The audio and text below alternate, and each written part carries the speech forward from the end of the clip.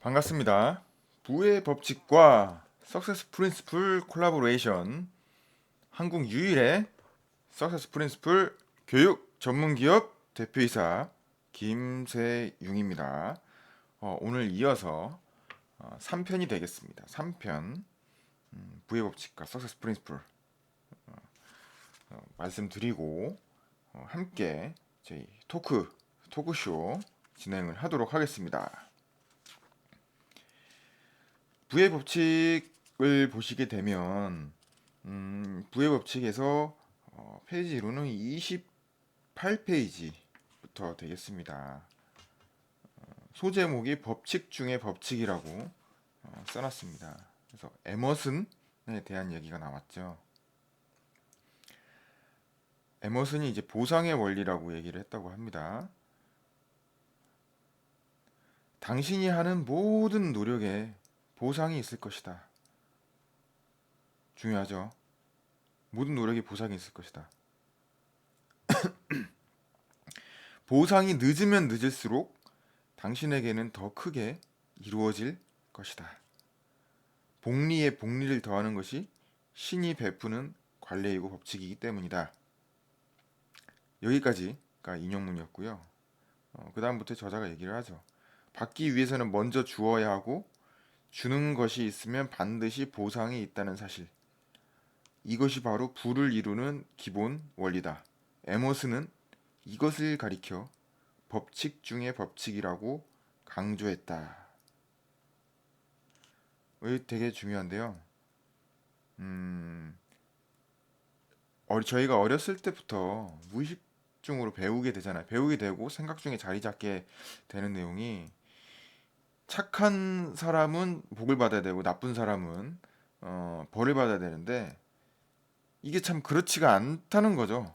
사실을 세상을 살아보면서 보게 되면 저 사람은 참 나쁜 사람인데 저렇게 잘 되고 이 사람은 굉장히 착한 사람인데 왜 이렇게 살고 있을까? 왜 삶이 이렇게 다를까? 그거에 대한 답을 아무도 얘기해주지 않았죠. 그리고 어, 그냥 뭐 이럴 것이다 저럴 것이다라고 불만스러운 그런 내용들 말들만 많았죠. 그런데 저는 알게 됐죠. 음, 뭐 끌어당김의 법칙이라고도 얘기를 하는데 그런 얘기도 있고요.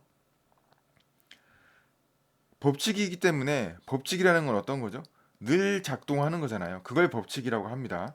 그래서 법칙은 사람이 나쁜 사람인지 착한 사람인지를 따지지 않고 그것을 적용하는 사람에게 그대로 돌려주게 되죠. 석세스 프린스플이 그래서 당신이 출신이 어떠하든 어디에 있든지 간에 어, 그 숫자 맞춤식 자물쇠라고 하죠. 비밀번호식 자물쇠 또는 우리 도어락 비밀번호식 도어락 있잖아요. 그 비밀번호만 맞추면 열리게 된다라는 얘기죠. 그래서 내가 어떤 것을 주느냐, 어떤 것을 하느냐, 어떤 것을 베푸느냐에 따라서 내가 받는 게 달라진다는 거죠. 베푼다고 또 표현을 하니까 베풀면은 뭘 준다고 막 해가지고 막 기증하고 이런 걸 생각을 하는데 그게 아니고요. 베푸는 게 어떤 걸 베푸느냐에 따라서 그러니까 어떤 걸 주느냐 이거에 대해서는 제가 좀 여기 요 책에 있는 내용과 함께 설명을 하면서 말씀을 드리도록 하겠습니다. 내가 어떤 것을 베푸느냐에 따라 달라진다는 거죠. 일단 내가 모든 걸 뭐라도 주게 되면 반드시 돌려받는다는 거죠. 그것을 여기 이 책에서는 발산과 흡수라고 번역을 했습니다. 저는 이공계잖아요. 이공계적인 관점에서 봤을 때 작용 반작용이라고 표현을 하겠습니다. 작용 반작용 어떤 거죠? 우리가 몸으로도 체험할 수 있잖아요. 눈에 보이는 거. 우리가 벽을 밀면 어떻게 되죠? 저희 몸이 밀려나죠. 내가 벽을 밀었는데 벽이 밀려나야 되는데 왜 제가 밀려나죠? 작용을 하면 반작용. 벽이 우리도 민다는 거죠. 그러니까 제가 벽을 밀고 벽도 우리도 미는 겁니다. 반작용을 하는 겁니다. 다만 벽은 질량이 높고 중량이 죄송합니다. 하여튼 질량이 크기 때문에 밀려나진 않는다는 거죠. 하지만 똑같은 힘을 받습니다. 우리가 밀면 그리고 우리도 그 똑같은 힘을 받고요. 그래서 29페이지에 이 발산과 흡수를 좀 재밌는 예를 들어요. 이 고도화된 아니 여기서 위에 읽겠습니다. 자신의 생각과 감정, 상상을 외부의 세계로 발산하면 그 결과를 고스란히 실제 삶과 일 속으로 끌어들이게 된다는 것이다. 원인이 있기에 결과가 있고 주는 것이 있기에 받을 수가 있다.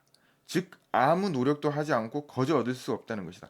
노력 여기서 얘기하는 노력은 뭐죠? 우리가 얘기하는 노력은 늘 뭔가 행동을 액션을 취해가지고 막 어디에 막 그 아주 거창하게 생각을 하는데 단지 생각과 감정, 상상을 외부 세계로 발산한다는 그 노력을 얘기합니다. 하지만 이게 굉장히 어려운 노력이에요. 저희 그 3%의 사람들만 생각을 하고 있다고 얘기를 하죠. 유명한 사람들이 그렇게 얘기를 합니다. 그리고 좀 냉정하게 말씀을 드리면 하루에 단 1%도 생각을 하지 않는 사람이 대부분이고요. 1%만 생각을 하게 되면 제가 대단하다고 말씀을 드리고 싶어요. 1% 생각을 하는 사람이 하루 1% 생각하는 사람이 한 1% 정도 될 겁니다. 상위 1%를 형성을 하고 있어요. 왜 그러죠? 과거의 회상, 걱정, 두려움, 그리고 단지 계획에 대한 내용들밖에 없습니다. 그래서 여기서의 예를 또 재밌는 예를 들어요. 고도화된 문명 세계에 아직도 가난이 존재하는 이유는 많은 사람들이 이 인생의 기본 법칙을 모르고 있기 때문이다. 흡수하기 위해서는 발산해야 함을, 발산을 하면 흡수하게 됨을 깨닫지 못하고 있기 때문이다. 받기 위해서 먼저 주어야 하며 수확하기 전에 먼저 씨를 뿌려야 된다. 내어주지도 않고 씨를 뿌리지도 않으면 결코 불을 향한 통로에 들어설 수 없다.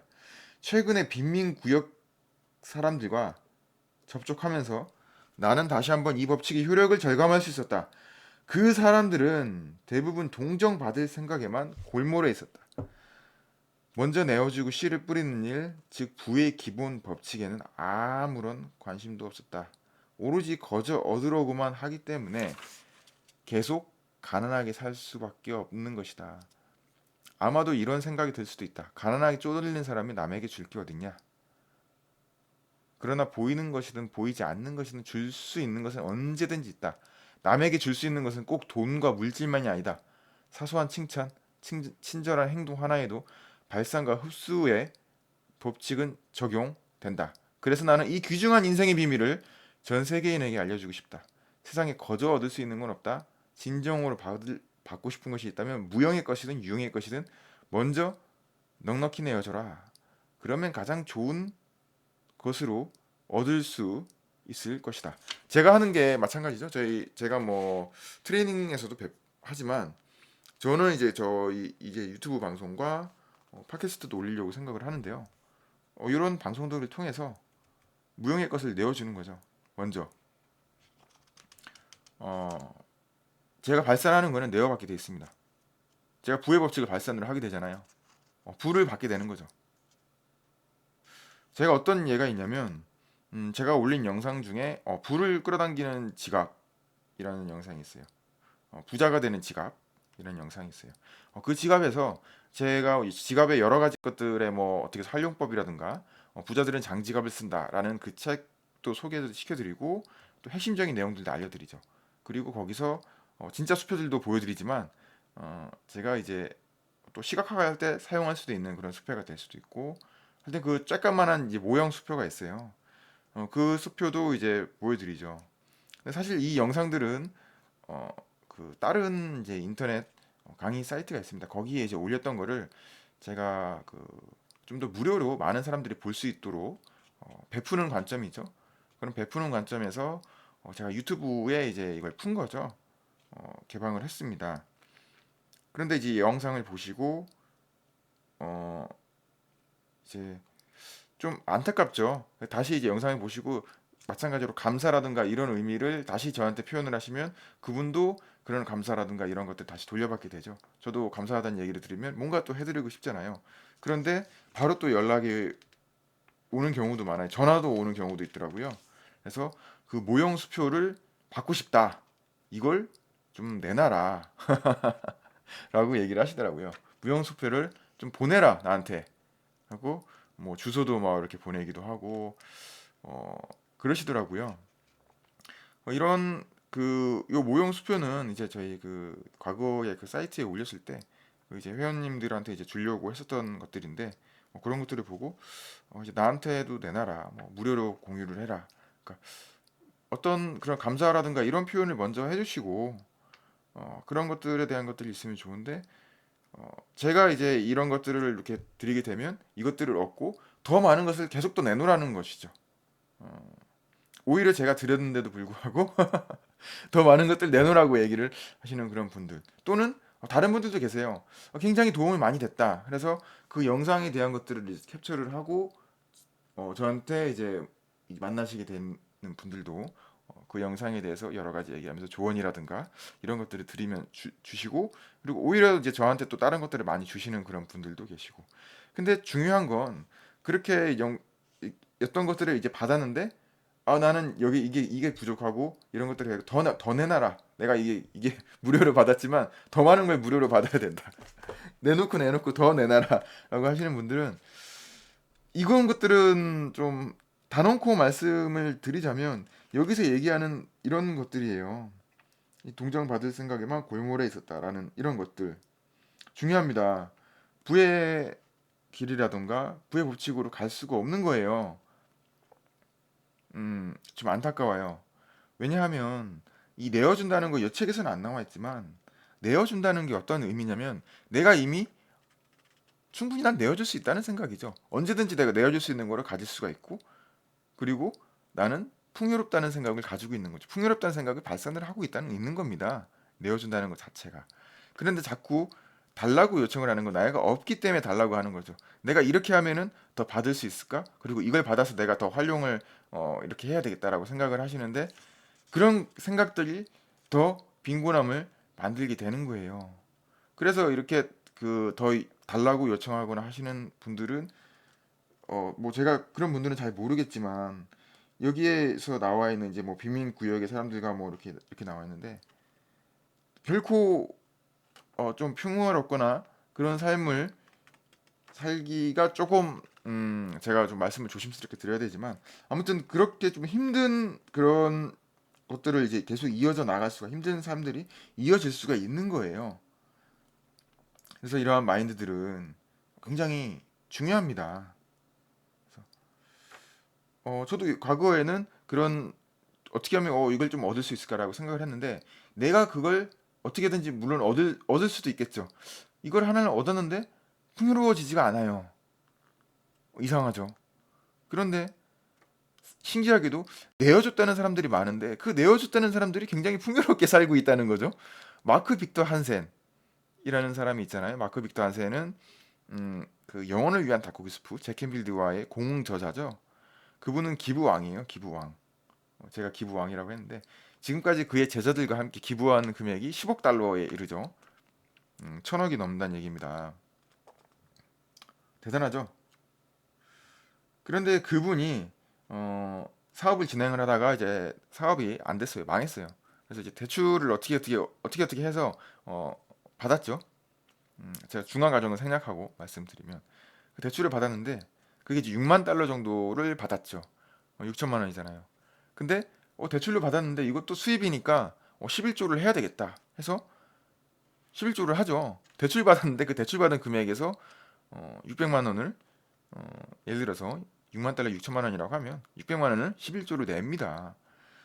일반적으로 상상을 하기 힘든 거죠. 특히 여기 빈민과의 동정받을 생각이 뭐 골몰해 있었다. 무료로 막 계속 달라고 하고 있는데 뭘 드리면 더 내놔라 이러는 것들인데 오히려 대출 받은 금액에서 기부를 한다. 쉽지 않은 거죠. 굉장한 겁니다.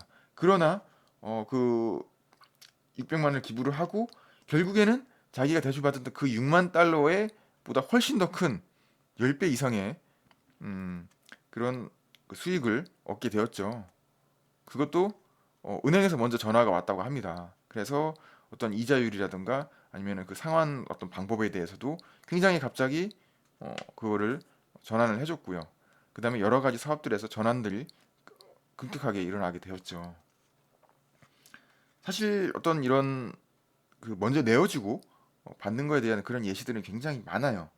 많습니다. 그래서 제가 이런 예들에 대해서 제가 설명을 드렸었죠. 그리고 30페이지에서 계속 이어집니다. 발산하라 그러면 흡수하리라. 그래서 이 부분에 대해서는 이제 의도적으로 31페이지의 중요 내용 문구 한번 읽어드리겠습니다.